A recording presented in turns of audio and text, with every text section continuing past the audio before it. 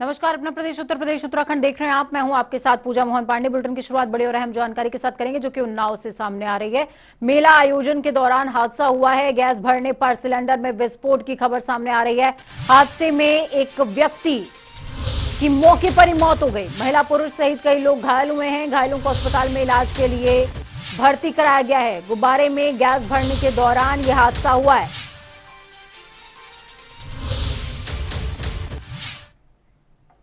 मुख्यमंत्री योगी आदित्यनाथ वाल्मीकि आश्रम में आयोजित महर्षि वाल्मीकि जयंती कार्यक्रम में शरीक हुए और वाल्मीकि की मूर्ति पर पुष्पांजलि अर्पित करते हुए उनको नमन भी किया। सीएम योगी ने वाल्मीकि को महान रचनाकार बताया। इस दौरान उन्होंने कहा कि वाल्मीकि जी ने भगवान राम से हमारे समाज का साक्षात्कार कराया है। महर्षि वाल्मीकि ने भगवान राम पर पहला महाकाव्य रचा। इसके बाद दुनिया भर में इसी ग्रंथ को आधार बनाकर भगवान श्री राम के चरित्र का वर्णन किया गया।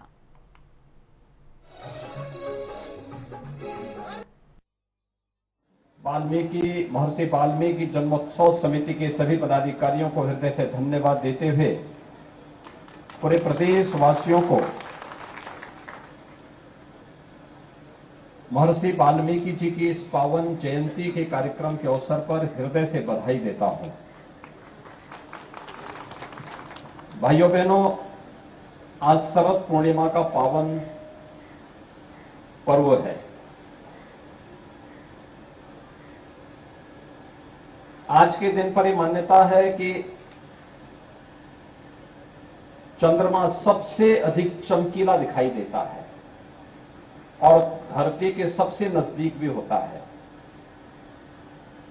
इसके अपने आध्यात्मिक महत्व हैं और इस धराधाम पर चांद जैसी शीतलता प्रदान करके हम सबको मर्यादा पुरुषोत्तम भगवान श्री राम की भक्ति के साथ सरोवर करने वाले त्रिकालदर्शी ऋषि महर्षि भगवान वाल्मीकि जी की पावन जयंती भी आज है। हम सब जानते हैं महर्षि वाल्मीकि जी ने ही भगवान श्री राम के साथ हम सबका साक्षात्कार करवाया। भगवान राम का पर पहला महाकाव्य वाल्मीकि रामायण के माध्यम से ही महर्षि वाल्मीकि जी ने रचा था और उसके बाद दुनिया की कोई भाषा ऐसी नहीं जो वाल्मीकि कृत रामायण को आधार बना करके मर्यादा पुरुषोत्तम भगवान श्री राम के पावन चरित्र को जन जन तक पहुंचाने का कार्य, अगर किसी को इसका श्रेय जाता है तो त्रेता युग में महर्षि वाल्मीकि जी को और कलयुग में संत तुलसीदास जी को, जिन्होंने अपनी अमर रचना के माध्यम से, पवित्र रामायण के माध्यम से पूरे देश और पूरी दुनिया तक भगवान श्री राम के पावन चरित्र को पहुंचा करके प्रत्येक नागरिक के मन में एक सकारात्मक ऊर्जा का भाव संचार करने का कार्य किया। यह हम सबका सौभाग्य है। तो वहीं कानपुर में फूलबाग में वाल्मीकि जयंती कार्यक्रम में आरएसएस प्रमुख मोहन भागवत ने शिरकत करी है। वाल्मीकि समाज को साधते हुए उन्होंने 2024 की नींव भी इस दौरान रखी।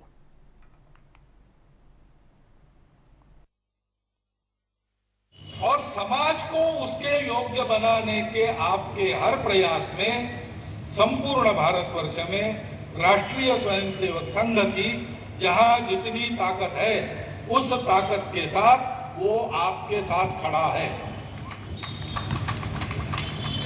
आपको मेरे पास आने की जरूरत नहीं पड़ेगी। अपने स्थान पर जो लोग हैं उनके साथ अच्छी दोस्ती रखिए तो उनको समय पे पता चलेगा क्या करना चाहिए क्या नहीं करना चाहिए, वो करेंगे। शरद पूर्णिमा के मौके पर धर्मनगरी वृंदावन में श्रद्धालुओं का सैलाब उमड़ पड़ा। श्रद्धालुओं के आकर्षण का केंद्र प्रसिद्ध ठाकुर बांके बिहारी मंदिर रहा। यहां भक्तों ने पर्व के हिसाब से विशेष पोशाक और बांसुरी धारण किए हुए ठाकुर बांके बिहारी महाराज के दर्शन किए। आपको बता दें, साल भर में एक दिन केवल शरद पूर्णिमा पर ही ठाकुर बांके बिहारी महाराज मोर मुकुट और कटी काछनी और साथ में बंशी धारण करते हैं। स्वर्ण रजत जड़ित सिंहासन पर विराजमान होकर अपने भक्तों को अद्भुत दर्शन प्रदान करते हैं। इस मनोहारी झांकी के दर्शन करने के लिए आए देश विदेश के भक्तों का सुबह से ही मंदिर में सैलाब उमड़ा रहा और जिसके चलते मंदिर के अंदर और बाहरी परिसर समेत आसपास के क्षेत्र में भक्तों की लाइन भी लगी रही। भारी बारिश के बीच भक्तों का उत्साह भी देखते ही बन रहा था।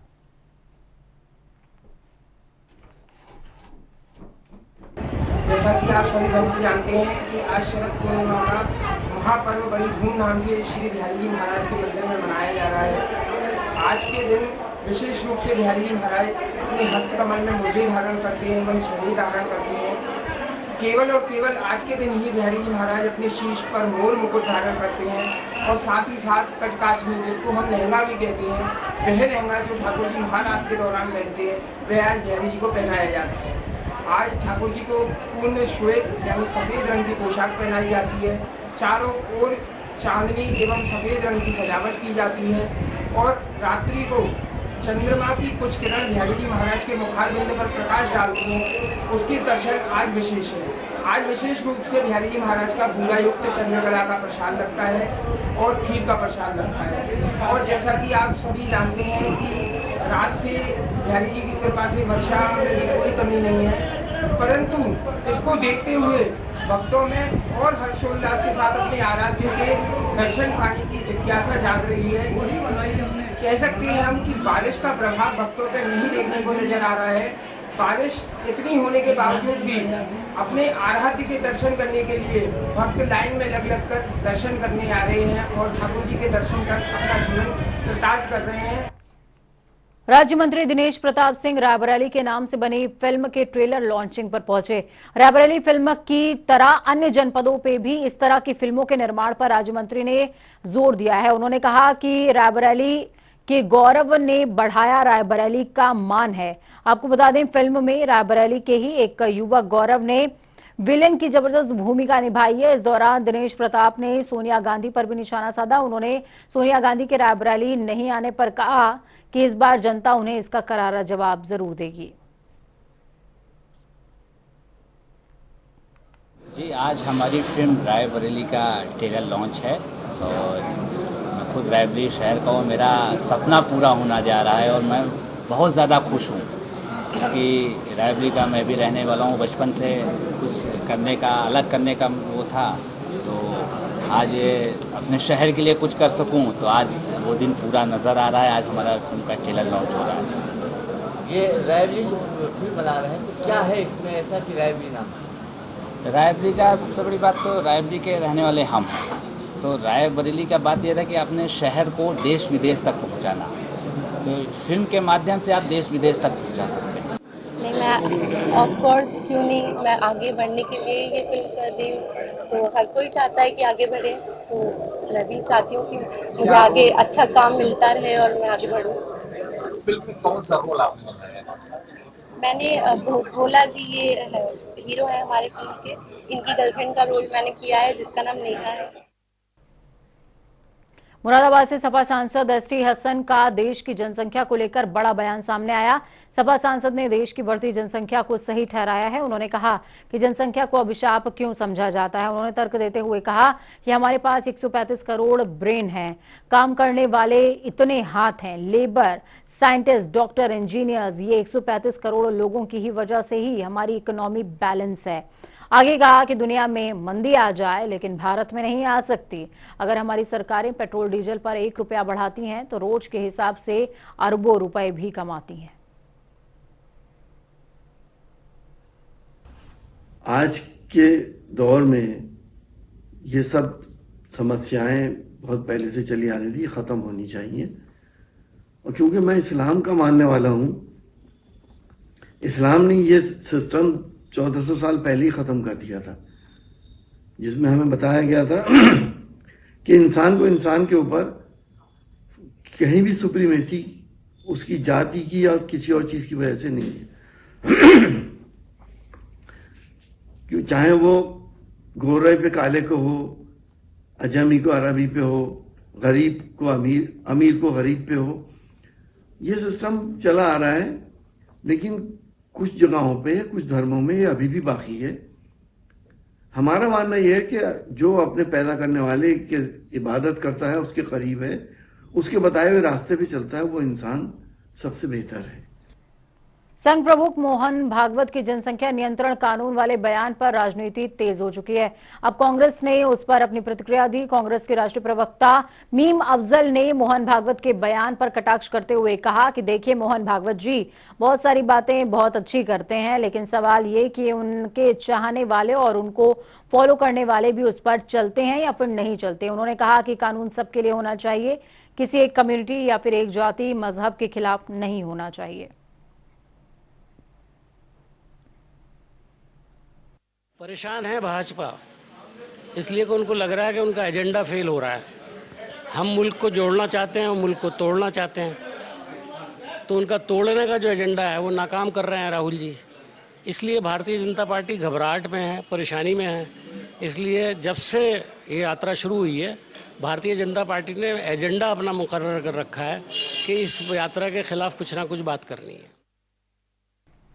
खबर यूपी के जालौन से, जहां पर योगी सरकार के कैबिनेट मंत्री राकेश सचान ने कई मुद्दों पर जनता के आगे अपनी राय साझा करी है कि बीजेपी 75+ के टारगेट को हासिल करने के लिए तैयारी कर रही है और उसको लेकर बीजेपी बूथ स्तर तक काम भी कर रही है। साथ ही उन्होंने कहा कि सरकार राज्य में उद्योगों को बढ़ावा देने के लिए लगातार इसको लेकर काम कर रही है। नहीं, देखिए, विद्युत का इंफ्रास्ट्रक्चर जो है पूरी तरह से, जहाँ गड़बड़ी थी पूरी तरह सरकार काम कर रही है। जर्जर तार, ट्रांसफार्मर क्षमता वृद्धि, जो उत्पादन केंद्र हैं उनको भी लगाने का पूरा प्रयास है। अभी निवेली लिग्नाइट कारपोरेशन बगल में आपका चालू हो रहा है, जिसमें 1920 मेगावाट बिजली बनेगी आपके हमीरपुर के जस्ट बगल में। हम लोगों का लाया हुआ प्लांट है वो। तो इस तरह से उत्पादन केंद्र भी बढ़ाए जा रहे हैं और पूरी तरह से प्रयास हो रहा है, क्योंकि बिना बिजली के तो कोई कारखाना चलेगा नहीं। तो इसको कहीं पर गड़बड़ियां हैं, उनको दुरुस्त करने का काम सरकार का।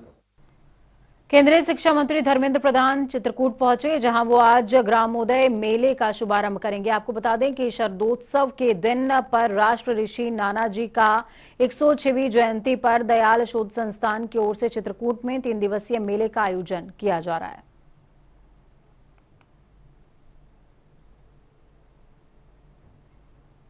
अपर पुलिस अधीक्षक राजेश कुमार के निर्देशानुसार देवरिया में लगातार अपराध नियंत्रण अभियान जारी है, जिसके तहत बहराइच के उप जिलाधिकारी और क्षेत्र अधिकारी सहित तहसीलदार ने जिलाधिकारी के आदेश पर कुख्यात अपराधी वृद्धि चंद्र यादव के 2 मंजिला मकान पर कार्रवाई करी है। मौके पर मौजूद प्रभारी निरीक्षक भलुअनी, थानाध्यक्ष मईल सहित कानूनगो और लेखपाल की उपस्थिति में मकान की मुनादी करवाई गई। स्टेट देवरिया के आदेश के अनुपालन में आज दिनांक 8/10/22 को गैंगस्टर एक्ट के कुख्यात अभियुक्त वृद्धि चंद यादव पुत्र राधा यादव निवासी मैलौटा, थाना मैल, जनपद देवरिया की 45,84,000 की अचल संपत्ति गिरोहबंद अधिनियम की धारा 14(1) के अंतर्गत कुर्क की गई है। अचल संपत्ति का रिसीवर तहसीलदार बरज देवरिया को नियुक्त किया गया है। उक्त अभियुक्त के विरुद्ध जनपद के थाना मैल में दूसरों की जमीन पर कब्जा करने, रंगदारी मांगने, न देने पर जानलेवा हमला करने जैसे गंभीर अपराध कुल 10 अभियोग पंजीकृत हैं।